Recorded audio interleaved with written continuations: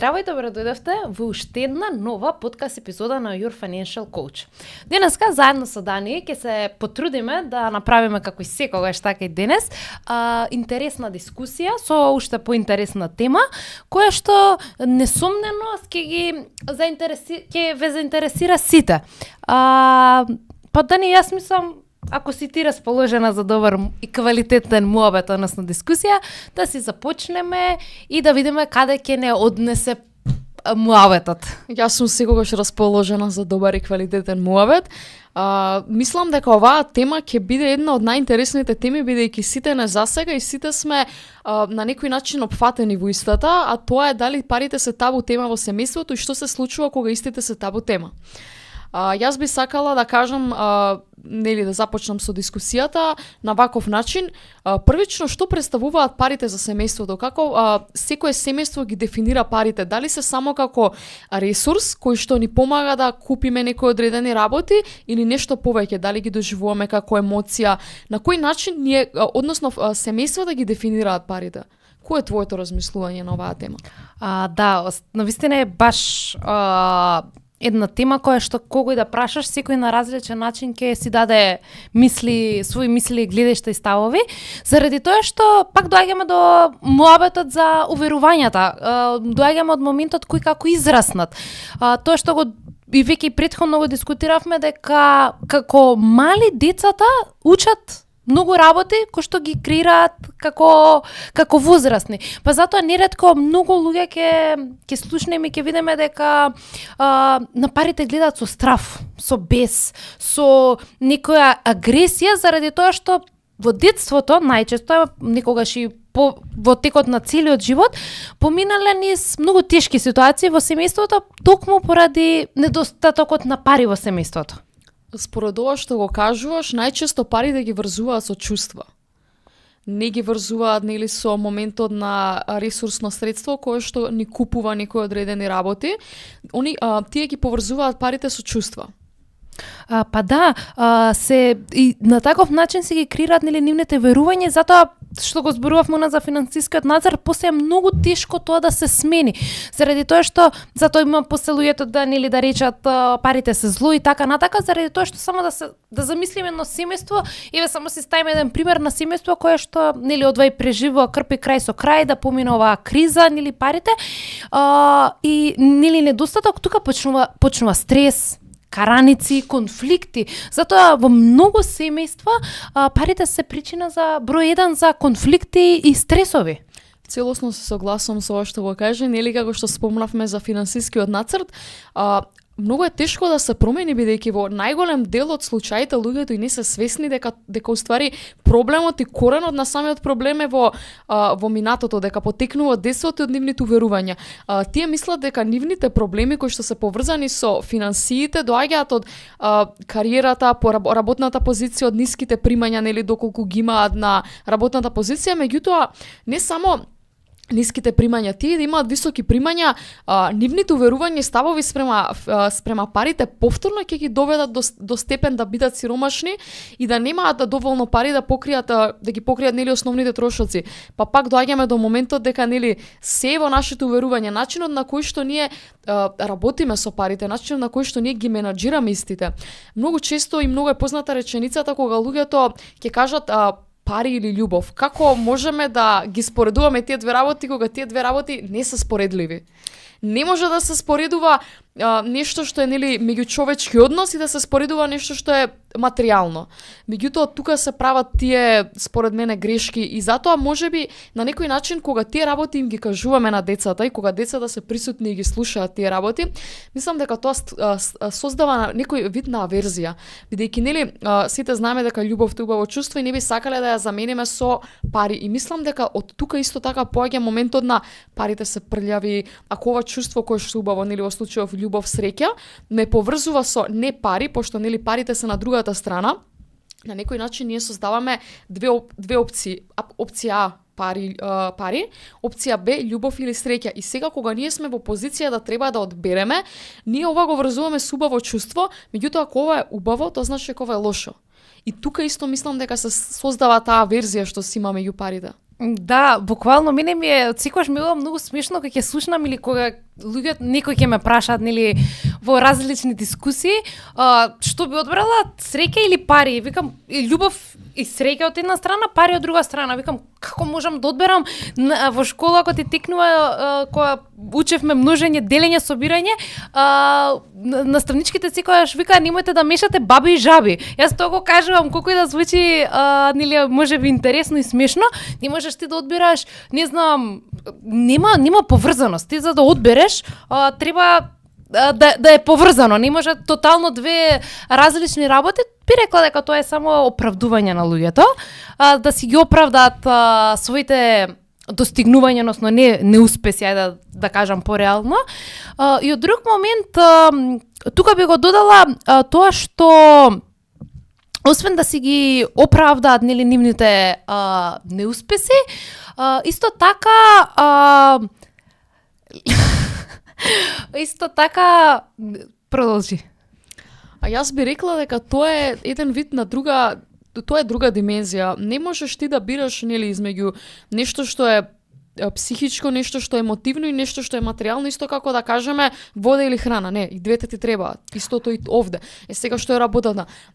Нели тој момент што го спомнати мешање баби и жаби. Да јас можам да одберам ако се во иста група, на пример вид на храна. Сакам, не знам, ајде пица или салата, меѓутоа не можам да одберам измеѓу храна и вода, бидејќи двете ми се еднакво есенцијално потребни. Извини ако те прекинав, не, слободно продолжи. Да се навратам на мислата што пред малку ми избега, па сега фатив, па да си ја докажам мислата. Не ја пуштај. Не ја пуштам. Сакам да кажам на ова да се надоврзам дека од постарите многу пати имам слушното и сега знам дека ти ќе се сложиш со тоа, дека љубовта трае кратко во бракот, во смисла, не буквално, туку во смисла дека сметките со љубов не се плаќаат. Тоа сигурно го имаш слушното. И тука е моментот дека да, нели оној меден месец, занос и сето тоа се убаво, тука љубовта нели ја одбираат. Меѓутоа, што после? Кога ќе дојдат сметките, од љубовта не може на децата да се купи храна, да им се да им се купи облека за на училиште и така натака, туку требаат пари. Тука се соочуваат со како да кажам, конфликтна ситуација. Конфликтна ситуација, да. Така да дефинитивно постарите биле многу мудри кога ја кажале таа. Се согласувам и тоа мислам дека е повеќе афективно влегување во брак. Бидејќи да, битно е нели да се нормално потребно е да се има љубов и сето тоа, меѓутоа тоа е нешто што се случува на почетокот. На долги стази има многу побитни работи кои што нели се склопот самиот брак. Сега многу често посебно луѓето кои што се занимаваат со финанси се малце поупатени во темата, константно ги користат термините сметки, исто и ние во нашите подкасти многу често ги употребуваме истите термини. Како, например, едно семејство да направи некако вид на категоризација на сметките, колку сметки би требало да има истите, зашто би биле наменети? Да. Вака, за да навлезам нели поубаво да го кажам мојот, да кажам и некој став на како препорака за колку сметки во овој дел.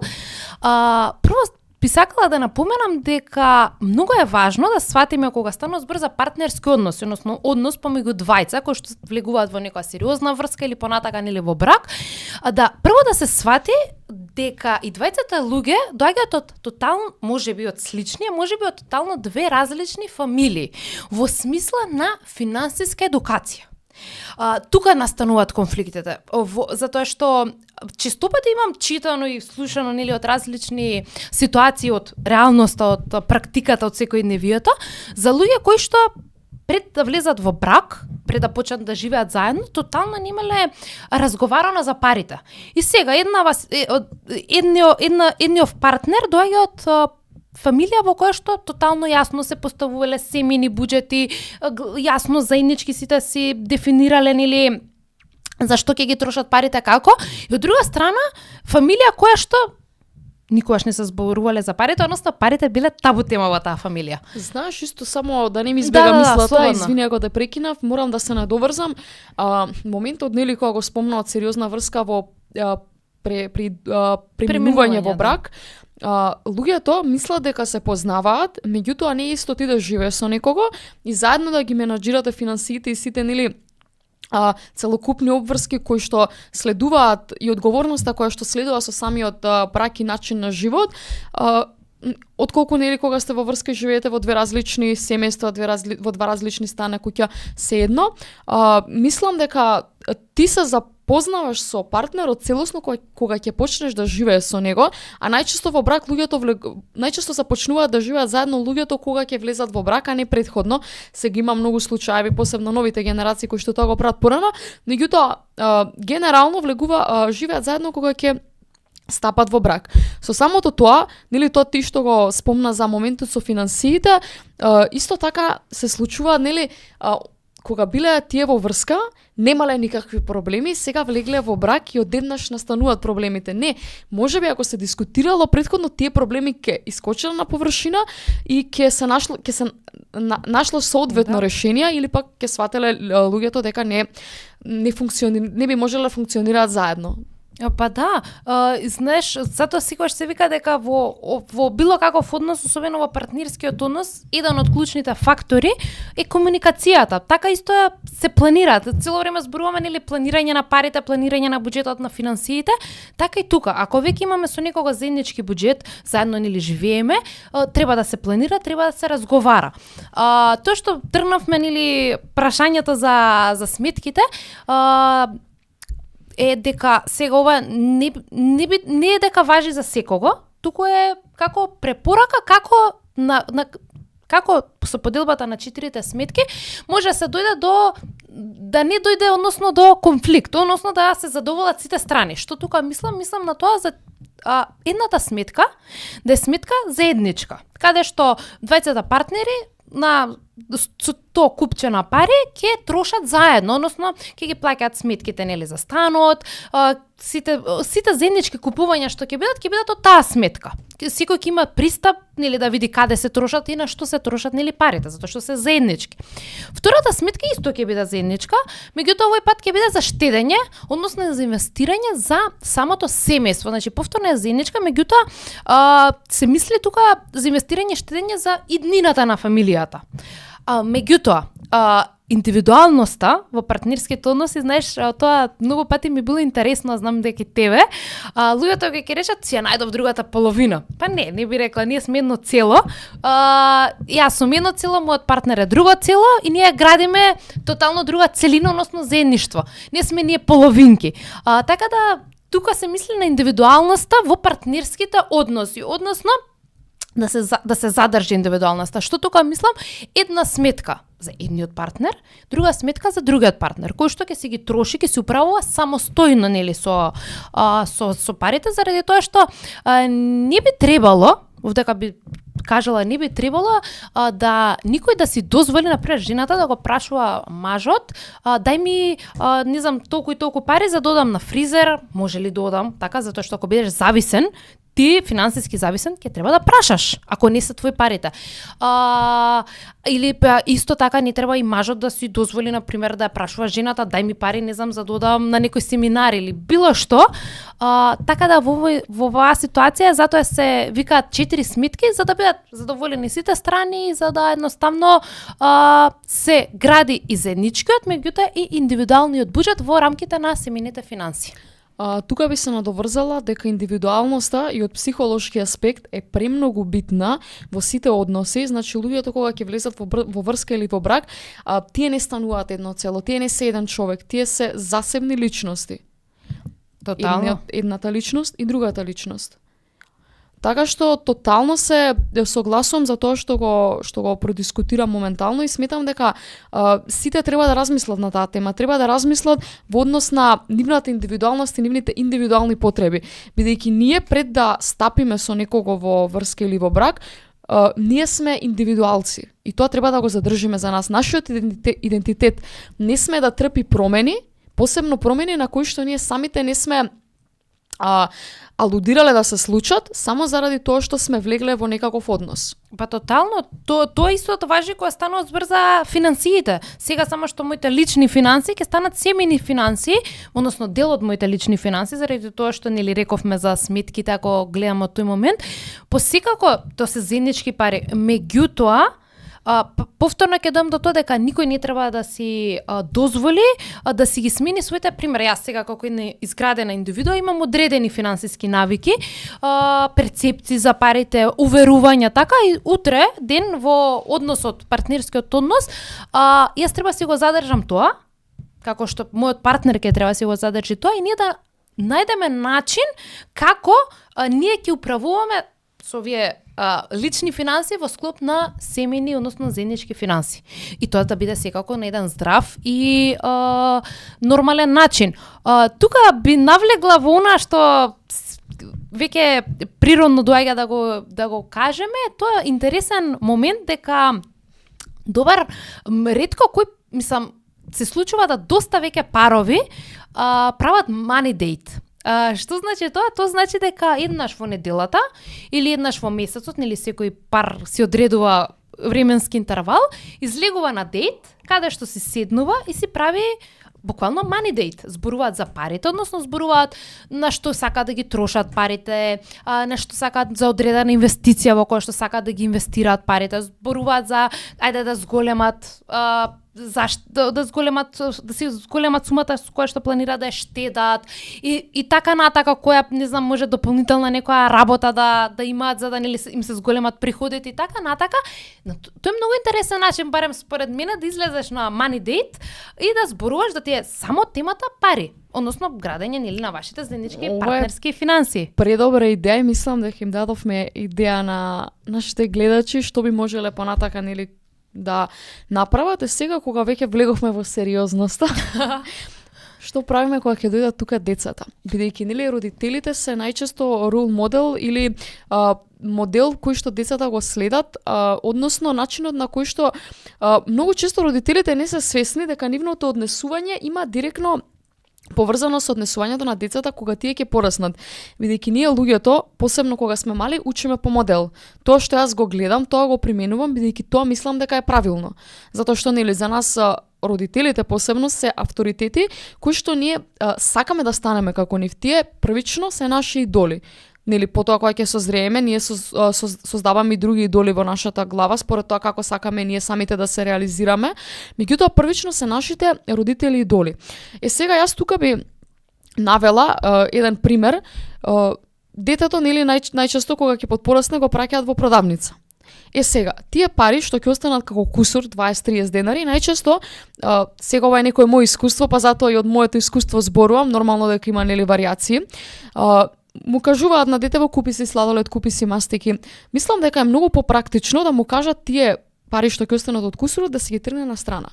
На тој начин детето учи дека кусурот што ќе му остане, без разлика дали се 20-30 денари или 2-3 дека треба да го тргне на страна. Да, и добар И на некој начин окей, јас застанав со зборувањето, затоа можеби те збунив. Исто така на некој начин му се создава и навика за штедење, а и може да се создаде штедењето да се направи интересно, на пример, да собира нели ајде железни парички 5-10 монети и кога ќе се наполни касичката да се направи некоја цел, да се купи нешто што на детето му е потребно.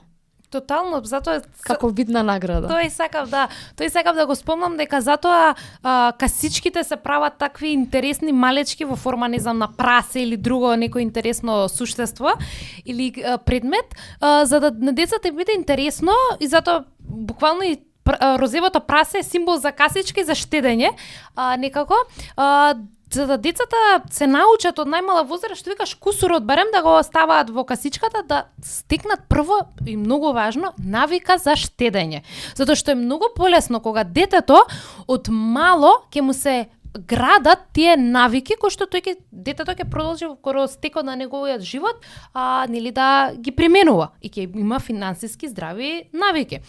Тоа е би се сложила тука дека навистина нели родителите се клучот кога станува збор за градење на секакви па и финансиски навики кај децата.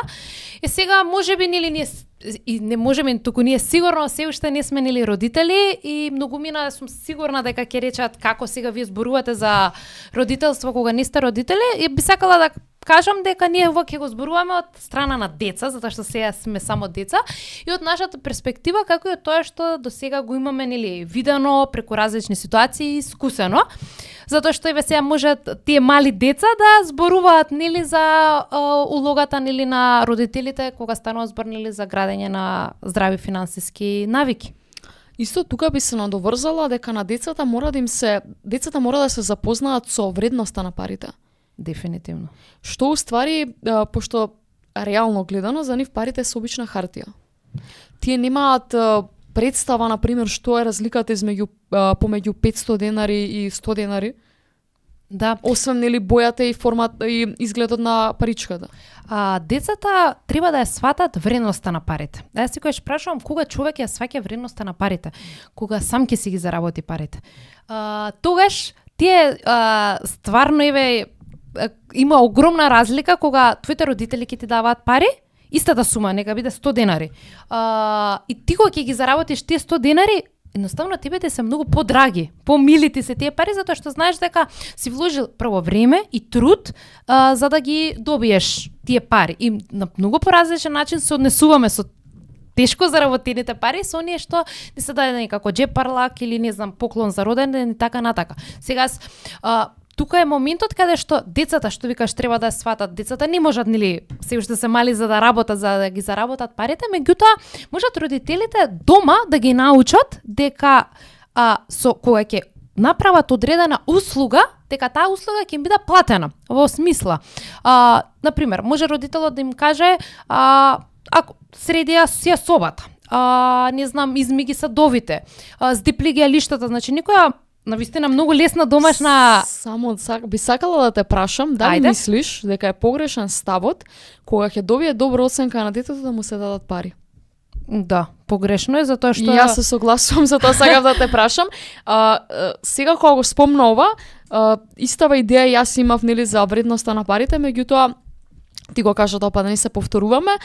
Одма ми се поврза моментот со обично на децата не им се свидетелствата кои ќе ги земат. Да, тоа сакав да кажам, не се поттикнуваат на мотивација да сработат нешто и да создадат некој вид на работна навика или да создадат некој вид на јас давам одредена услуга и добивам профит. Да. Туку добиваат на некој начин погрешна слика преку тоа наградување со добри оценки. Да, затоа што не треба да добијат пари ако добиле добри оценки, затоа што тогаш децата учат за да добијат пари. Не учат за себе за да утре тоа знаење што го имат добиено да го искористат за да направат одредена услуга и од тоа да бидат да си добијат пари, односно заработувачка. Точно, целосно се согласувам, го имам размислувано ова, инаку јас сум добивала пари за оценки. Сите имаме добивано реално. Затоа си го поврзав малце, нели моментот и од таму и ми дојде самата идеја да ја искомуницираме, бидејќи тебе добрите оценки нема да ти донесат пари, ама тоа што ти ќе го научиш ќе ти донесе пари. И затоа мислам дека тука малце вредноста во тој контекст треба да се насочува. Буквално тоа како што и го издискутиравме тоа, дека треба да направат тебе, намести, не знам, изми ги садовите. Да знае детето дека ќе ги измие садовите, со тоа утре тоа може да му биде професија, така, садомијач. Тој ќе знае дека ја направил таа услуга и за тоа бил платен. Сега аз не викам тоа да се прави, не зборувам тука за експлоатација на детски труд, туку зборувам за повеќе за правење на такви мали услуги кои што родителите нели во различни временски интервали така натака ги прават за да ги научат децата дека они се способни, дека утре со благодарение на нивните раце и нозе и мозок пред се ќе заработуваат и дека на таков начин ќе добиваат пари. И едноставно ќе си ги ценат парите. И после ќе си седнат, например, може исто детето да им дадат одредена сума на пари да ги пратат во продавница и сега нема децата исто да купат две деца да ги пратиш во продавница, едното можеби ќе купи, ќе биде гладно во моментот, ќе купи не знам банана јаболко, другова не знам ќе види некој албум со сликички, тоа ќе го купи зашто веќе било најадено пример. Да се објасни дека различните работи што ги купуваат во продавница различно чинат. Така, да се објасни зошто, пример, ако им се даде 100 денари албумов, толку, да речеме, чинел, 100 денари се потрошени, можеби јаболково и, не можеби, туку сигурно јаболкото и бананата помалку ќе чини, па едново дете ќе може да си ги стави паричките во касичка, така? Да свата дека тоа не се, што викаш, само монети и различни бројки, туку дека имаат вредност и што може со таа вредност се купи.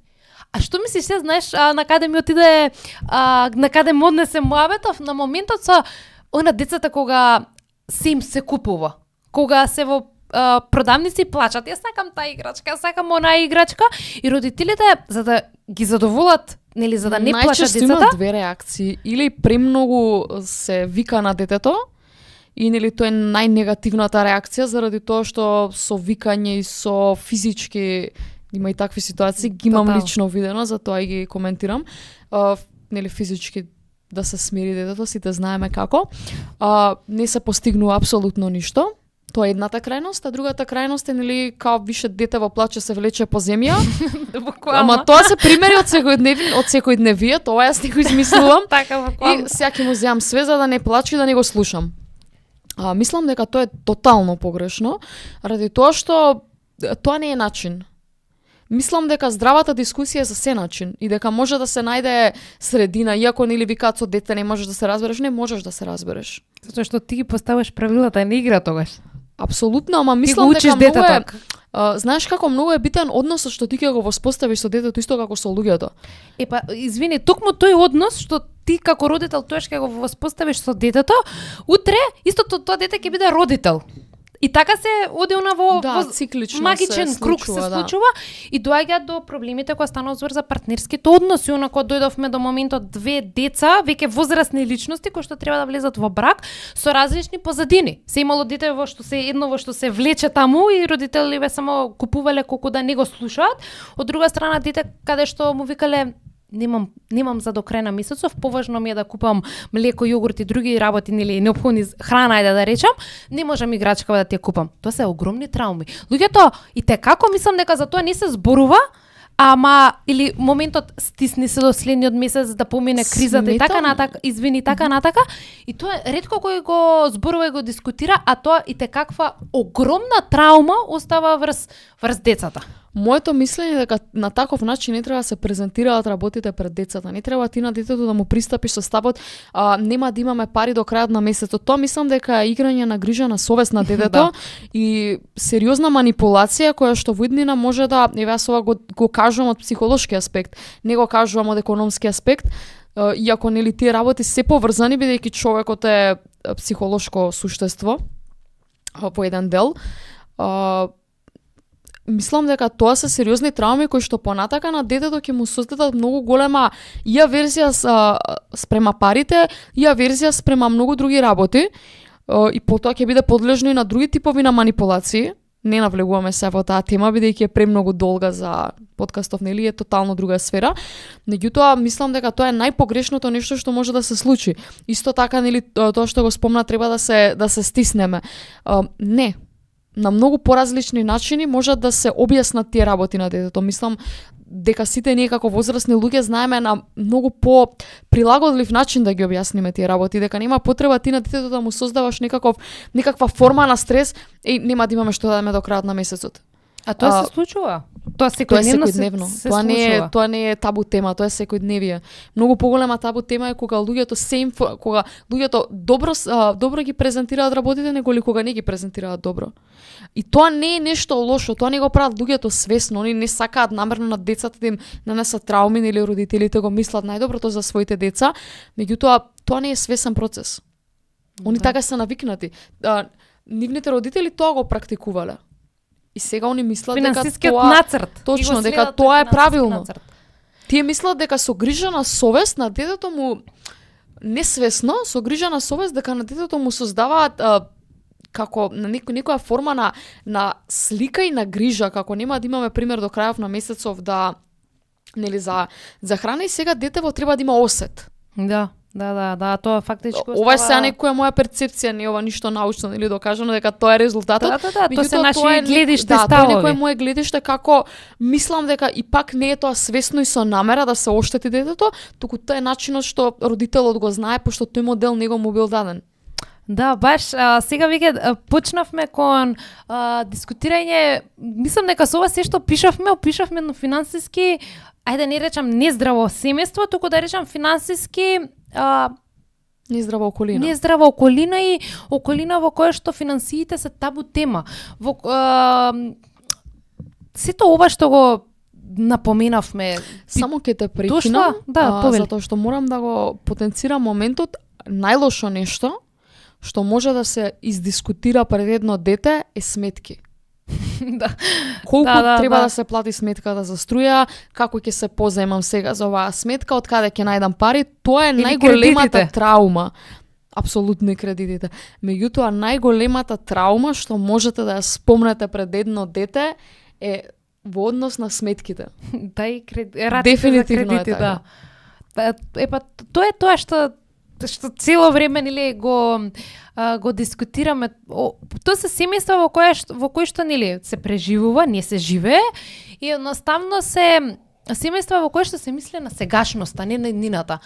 По дефиниција, ако одиме, финансиски здрави семејства се семејства каде што се мисли денес за иднината, се гради етапно, не се мисли како да се само да се преживее, туку како да се живее живот исполнет со различни исто така и разоноди. Има доста семејства кои што не може да си дозволат никаква разонада во текот на месецот. Не знам, да отидат на пример во ресторан, во кино, никои работи кои што се навистина потребни нели за да ти биде оној издувен вентил, не можат да си ги дозволат. Финансиско и здраво семејство би било семејство во кое што, ако треба нели онака да ставиме на рамка, во кое што се дискутира. Јасно се седнува, се прави буџет, односно сега децата ако се мали, то се обично родителите нели кои што тоа го прават, меѓутоа децата кои ќе пораснат и како треба да гледаат дека нивните родители поставуваат буџет. Гледаат толку и толку едниот родител плата заработува, толку имаат приходи од по други основи. Пример, не знам, ако имаат некој стан што ги знемуваат, кирија колку земаат, така. Тоа се на пример родителот ако има не знам некој дел од авторска некој авторско дело па нели зима различни, има приходи од по тој основ и така натака, гледа на пример ако има некој кредит, колку должи, така се прави баш оној биланс нели на состојба, обврски и средства, каде што детето се учи, така на оној кеш флоу, што влегува, што излегува и како да управува. Знаеш, во сите книгиве, ние за книгиве дискутираме, вика не е важна сумата. Детето, затоа тука напоминувам дека детето ако се научи добро да управува со 500 денари, тоа дете утре ќе знае да управува и со 500.000 денари и со 500 милиони денари. Заради тоа што нема никаква голема филозофија ако ја знаеш базата.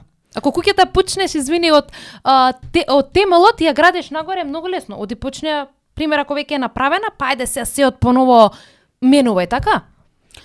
Апсолутно, и формулата за куќата е иста. Ако еднаш ја направиш на тој начин и втор пат, нели, ако се срушиш, тоа е скоро невозможно, меѓутоа хипотетички, тогаш во истиот случај вториот пат на истиот начин ќе изградиш.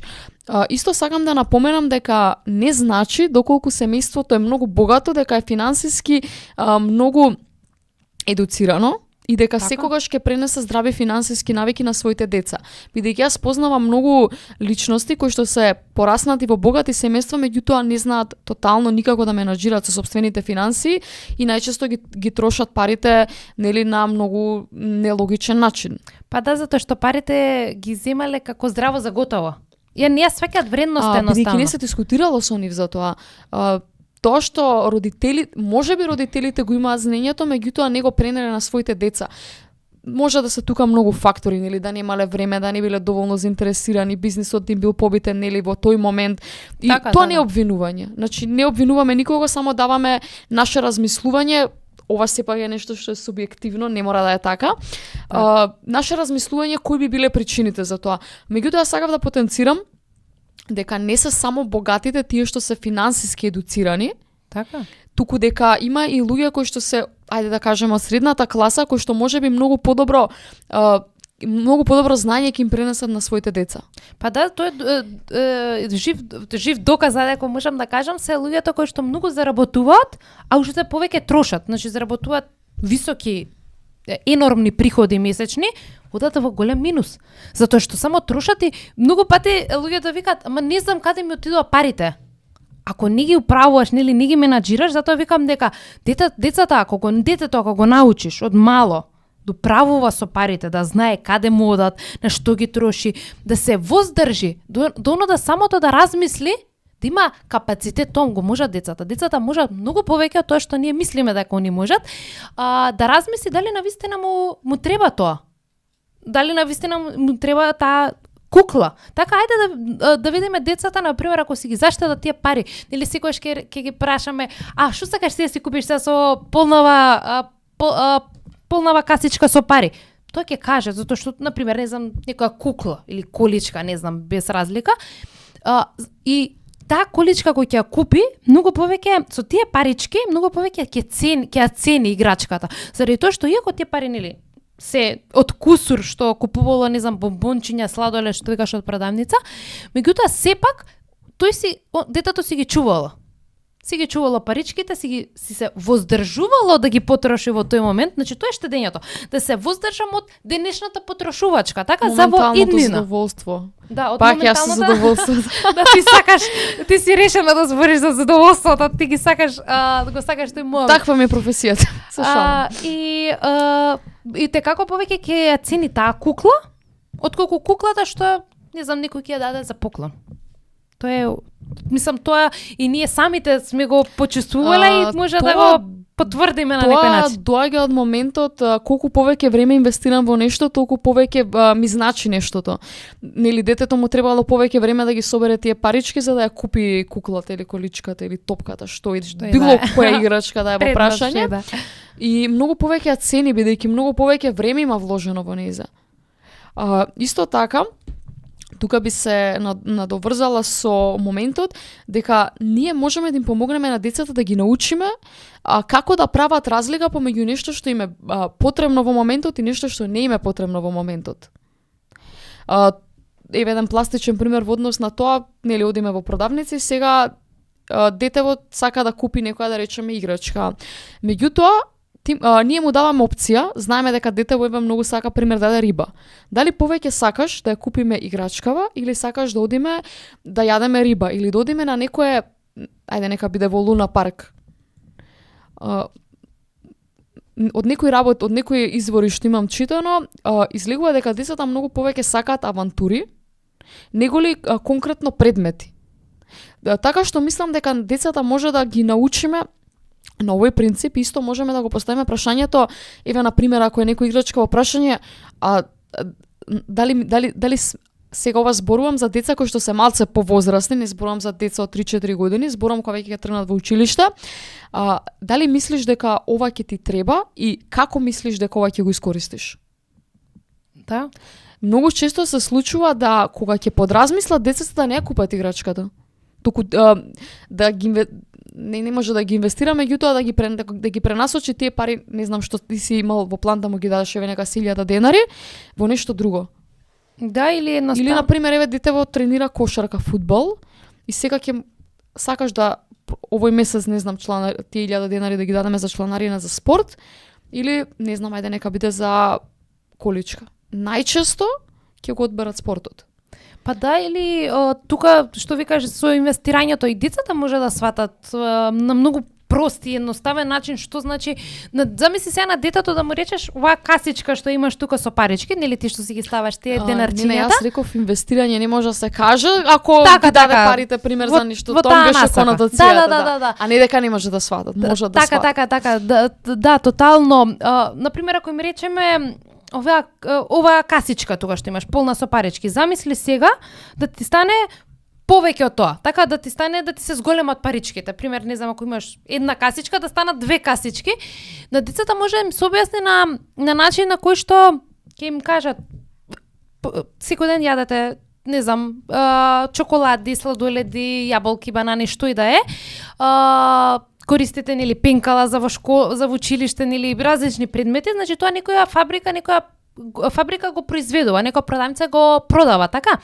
И сега што ако ние овие парички ги дадеме, ги вложиме на фабриката за да таа произведува повеќе пенкала, односно детето со тие парички ќе ги позаеми нели ќе ги даде односно на фабриката и така прави повеќе пенкала. И нормално е дека детето ќе има од една касичка, односно паричките од таа касичка дека ќе му бидат повеќе заради тоа што детето ќе заработува од тоа што одредената нели фабрика работи повеќе. И на таков начин, на многу прост и едноставен начин, детето ќе свати од мало дека не само што е важно да се заштедат, да ги става, тоа е првиот чекор, паричките на страна, туку дека е уште многу поважно да научи како да му се умножуваат, ајде да речем, тие парички. Целосно се согласувам. И го делим истото мислење и мислам дека децата дефинитивно се поинтелигентни од ние тоа како ги перцепираме. Ние ги доживуваме нивнели како малечки дека не разбираат, меѓутоа они се разбираат, тие се разбираат и тие се буквално како сунгери така да се впиваат. И сега кога веќе имаме нездрава финансиска средина во која што нели се развива тој негативен, односно нездрав мајндсет во однос на парите и кога парите се табу тема, како ние да го промениме тоа, доколку еве на пример јас да речеме во средината во која што моментално се наоѓам, дознавам дека нешто не функционира и дознавам дека ова не е здрав начин на размислување и сакам да го сменам тоа. Како да го направам тоа? Океј, првиот чекор е ние треба да сме свесни. Јас треба да сум свесна дека нешто не функционира за да најдам начин, односно да го направам првиот чекор и да кажам веќе вака не може, јас од сега превзимам чекор да го променам ова на подобро. Меѓутоа, кој е првиот чекор? Како да им помогнеме на тие луѓе кои што веќе го имаат направено првиот чекор и се свесни, доаѓаме до нивото на свесност и сега првиот чекор за подобрување. Па првиот чекор е да се седне, ако стане збор за двајца партнери или фамилиарно, да се седне и да се разговара, комуникација, да се прифати. Вика прифатете ја состојбата, тоа значи дека окей, заглавени сме можеби во кредити, во долгови и така натака, не знам, нешто не функционира, да видиме како да го смениме тоа. Лист хартија, многу едноставно, мислам, се седнува, се пишува, се гледа, оној семеен бучер што реков. Окей, стварно должиме многу, ова треба да намалиме, можеби во тој даден момент да скратиме на некое задоволство или за да повеќе од приходите посветиме, односно ги дадеме за да ги отплатиме долговите. Прво е клучно е нели да се прифати и да се најде начин. Секогаш има начин, можеби ќе треба да се има по двајцата или едниот да има дополнителна работа, значи или да смени работата која што ќе му носи поголеми приходи. Пак ќе кажам, прво е и клучно е што ви кажете свесноста, второ нели да се разговара и да се бара подобрување, не да се рече окей, тоа е сега така ќе тираме наредните 50 години додека не знам, не заглавиме во уште поголеми нели долгови. Мислам дека ги опфативме сите теми кои што нели ја засегаат оваа тема за семејните финанси, семејните буџети.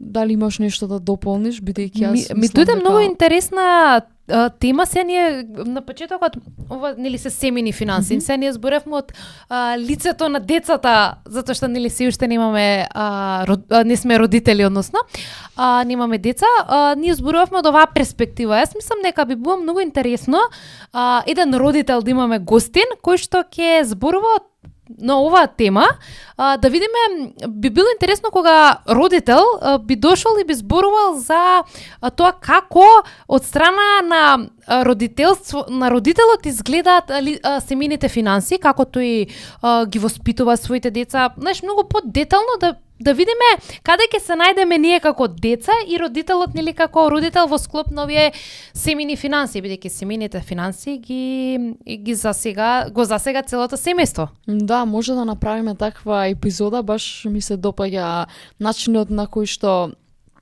нели би изгледало тоа, можам да замислам, да визуализирам како би изгледало. Мислам дека баш ќе биде интересна дискусија.